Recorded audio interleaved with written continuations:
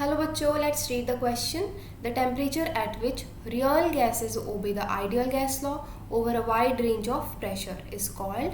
Options given है critical temperature, Boyle's temperature, inversion temperature या reduce temperature. ठीक है बच्चों, ऑप्शंस को अगर हम देखें तो ऑप्शन में हम लोग क्या कर सकते हैं, ए, सी और डी को हम सीधे से नेगलेक्ट कर सकते हैं. उसका रीज़न क्या है, critical temperature, inversion temperature, reduce temperature आपस में ऑलमोस्ट कोरिलेट करते हैं. ठीक है, क्रिटिकल टेम्परेचर क्या होता है, critical temperature is the temperature highest possible temperature value at which the substance can exist as a liquid. Right, critical temperature में सब्सटेंस लिक्विड की तरह एग्जिस्ट करता है.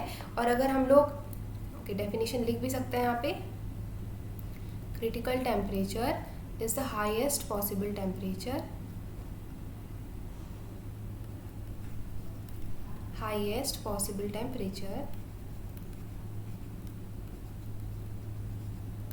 at which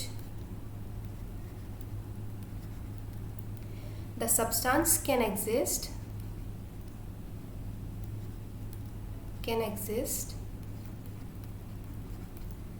as a liquid. ठीक है, ये जनरल डेफिनेशन इसकी है. और अगर हम इन्वर्जन टेम्परेचर की बात करें तो this is critical temperature below which a non ideal gas is expanding. ठीक है, at constant enthalpy. Inversion temperature में गैस के एक्सपेंड होने की बात करें, this is also critical temperature but below which a non-ideal gas,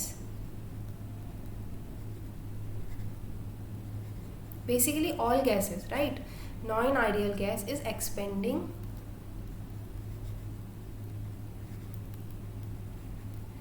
at constant enthalpy.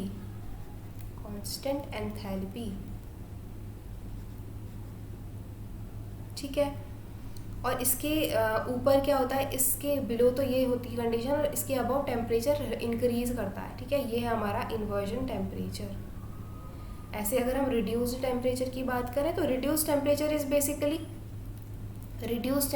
Basically actual temperature divided by critical temperature. Okay, this is actual temperature. Okay, actual temperature divided by critical temperature.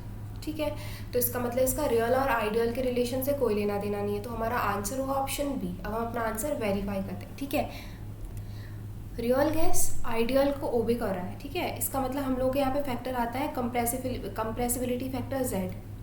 Here the term which comes in picture is compressibility factor. Okay, तो बच्चों compressibility factor में क्या होता है, तीन conditions होती हैं.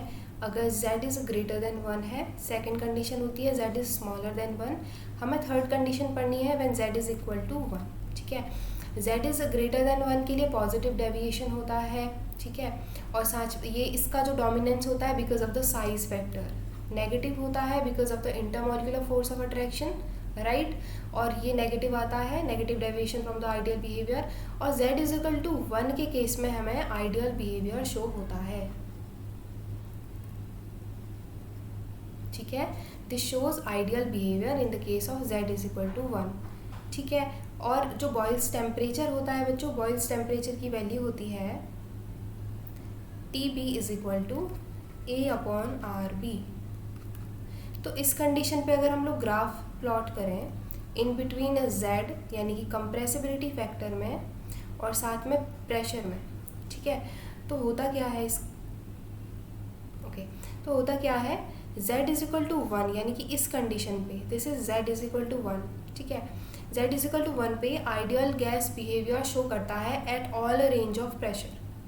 Okay, लेकिन अगर हम लोग Z की वैल्यू स्मॉलर देन 1 करें तो उस केस में हमारा ग्राफ कुछ इस तरीके से आता है. This is Z is smaller than 1. ठीक है, और ये इसके ऊपर की कंडीशन तो हो जाएगी Z is greater than 1 which where positive deviation is shown. ठीक है, तो ये बोल रहा है the temperature at which real gases obey the ideal gas over a wide range of pressure. ठीक है, रियल आइडियल की तरह बिहेव करता है over a wide range of pressure. तो ये ग्राफ से भी क्लियर है। तो that temperature is Boyle's temperature. ठीक है, तो हमारा आंसर आ जाएगा option B. I hope you understood well. Thank you बच्चों।